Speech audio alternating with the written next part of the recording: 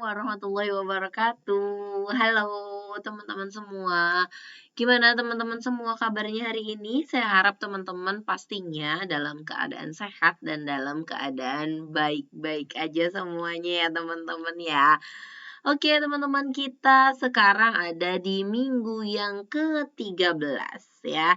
Kita udah nggak kerasa banget nih, ternyata kita sudah ada di minggu ke-13 dan juga kita ada di modul yang ke-12 ya. Jadi, karena kan ada, UTS ya, jadi kita udah 13 tapi modulnya itu, tidak sama gitu ya dengan minggunya, nggak apa-apa ya teman-teman ya. Oke teman-teman, sama pastinya dengan, modul-modul sebelumnya kita selalu punya 2 topik nih teman-teman. Nah, topik yang pertama ini kita akan membahas tentang sintesis, teman-teman. Kita akan bahas tentang sintesis. Jadi, setelah teman-teman itu kenal tema, topik, tujuan, tesis, kerangka karangan, dan teman-teman pastinya sudah praktek gitu ya kemarin. Nah, sekarang ini kita membahas hal-hal yang mensupport nih teman-teman. Kita ya membahas hal yang mensupport untuk membuat sebuah tulisan, untuk membuat sebuah wacana, untuk membuat sebuah karangan. Nah, tapi memang kita fokusnya itu adalah menulis sebuah karya ilmiah, teman-teman. Makanya kemarin kita kenalan sama rangkuman, kita kenalan sama ringkasan. Hari ini kita kenalan sama tesis, karena yang namanya ringkasan, yang namanya sintesis, bukan tesis ya, yang namanya sintesis, ini teman-teman sangat-sangat mensupport ya untuk pembuatan kerangka ilmiahnya teman-teman itu bisa jadi lebih baik, lebih bagus lagi, dan bahkan sebenarnya teman-teman seperti ringkasan, sintesis ini memang harus beneran ada di dalam karya ilmiahnya teman-teman gitu ya. Oh ya, kemarin juga kita membahas tentang abstrak gitu ya. Jadi, nah kalau abstrak ini teman-teman bukan hanya mensupport ya, kalau yang minggu lalu kita bahas abstrak, teman-teman si abstrak ini bukan mensupport, tapi abstraknya itu sendiri adalah bagian di dalam karya ilmiah tersebut. Jadi, emang teman-teman menulis karya ilmiah itu tidak seperti kita gitu ya. Berbeda dengan kita yang menulis karangan bentuknya narasi misalnya.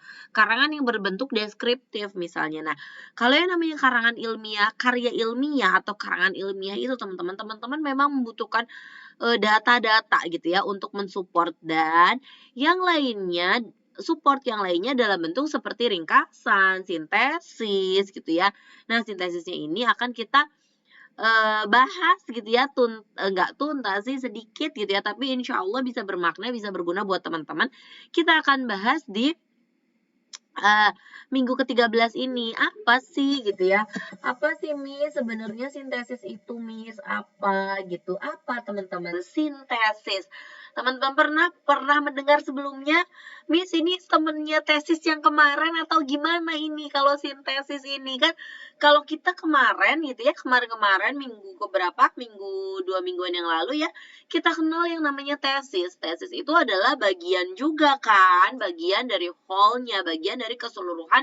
Kalau teman-teman mau bikin tulisan yang general ataupun lebih fokus ke karya ilmiah, tesis ini kan bagiannya gitu. Tesis itu kan bentuknya pertanyaan gitu ya, pernyataan gitu ya. Makanya kan dibentuk dalam sebuah kalimat. Miss, apa sama nggak sih Miss sama itu gitu. Oke, ini teman-teman.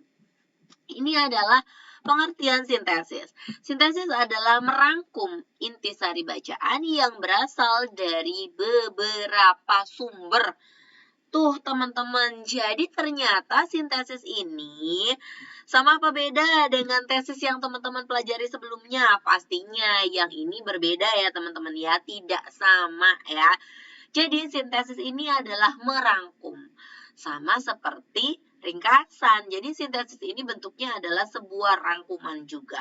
Terus apa Miss bedanya dengan ringkasan? Nah, kalau ringkasan itu yang kemarin itu hanya berasal dari satu sumber saja, sedangkan sintesis terdiri dari beberapa sumber. Jadi sumbernya itu banyak. Semisal teman-teman mau membuat sebuah karya ilmiah. Karya ilmiahnya ini adalah misalnya tema besarnya ada tema besar atau topiknya lah ya. Topiknya adalah tentang sebuah jaringan komputer misalnya ya, teman-teman. Nah, pastinya teman-teman di dalam karya ilmiah itu membahas dulu nih pengertian si jaringan komputer ini. Nah, teman-teman bisa merangkum gitu ya. Merangkum apa sih sebenarnya pengertian dari jaringan komputer ini dari beberapa sumber. Misalnya dari buku yang pertama apa pengertiannya, buku yang kedua, buku yang ketiga, buku yang keempat. Jadi teman-teman membaca dulu, melihat dulu apa pengertiannya dari keempat buku itu. Misalnya sumbernya teman-teman ada 4 gitu ya. Teman-teman baca dulu dari keempat buku ini gitu, apa sebenarnya pengertian dari si jaringan komputer ini. Setelah teman-teman membaca semuanya, baru teman-teman membuat sebuah kesimpulan tentang apa pengertian dari jaringan komputer itu, teman-teman, di dalam karya ilmiahnya, teman-teman. Nah, di dalam karya ilmiah itu, teman-teman, ketika teman-teman menuliskan tentang pengertian itu, pastinya biasanya ada di bagian teori atau bagian literatur review. Itu teman-teman jadi dirangkum dulu baru teman-teman mengungkapkan. Nah, terus apakah itu berguna, Miss? Iya, sangat-sangat berguna teman-teman di dalam karya ilmiah itu, karena di dalam karya ilmiah kita itu punya suatu masalah yang kita itu dapat membantu memecahkannya dengan kan materi yang ada yang diaplikasikan. Itu teman-teman, jadi sintesis itu merangkum ya, sama dengan ringkasan merangkum, tapi berbedanya sintesis adalah dari beberapa sumber. Bisa sumbernya itu bisa dari buku, bisa dari jurnal gitu ya, yang teman-teman pastinya sudah baca itu ya. Oke, kemudian kita nah ini. Apa aja sih syarat-syarat untuk membuat sintesis? Pembuat sintesis itu penulisnya harus bersifat objektif dan kritis atas teks yang digunakan. Jadi, teman-teman harus objektif ya. Jadi, objektif itu dalam artian teman-teman kan dari 4 buku ini nih, teman-teman tidak ada keterpihakan sama satu gitu, tidak ada yang terlalu condong. Salah satunya teman-teman harus benar-benar bisa membuat 4 ini meramu jadi seimbang semua dalam nantinya menjelaskan pengertian dari si jaringan komputer itu. Dan teman-teman juga harus kritis tentunya. Jadi kalau misalnya ada yang miss, itu teman-teman harus bisa melihat. Nah, ini sama ya, bersikap kritis pada sumber yang dibacanya, sudut pandang. Nah, kita juga sudut pandang menulis harus kritis dan harus sensitif gitu ya kalau dibilang misalnya ini. Jadi harus sensitif banget nih, ini kenapa ini begini ya, kenapa ini begitu. Nah, terus ini juga penting banget nih, penulis harus bisa mengkaitkan antara sumber yang satu dengan sumber yang lain. Punya 4 sumber nih, ada 4 buku. Nah, harus bisa nih dicari jalan tengahnya, apa pengertian dari jaringan komputer yang sama dari 4 sumber itu. Nah, kemudian penulis harus menekankan pada bagian sumber yang diperlukan. Nah, itu. Jadi teman-teman, kita di sini sebagai penulis juga harus pinter nih gitu.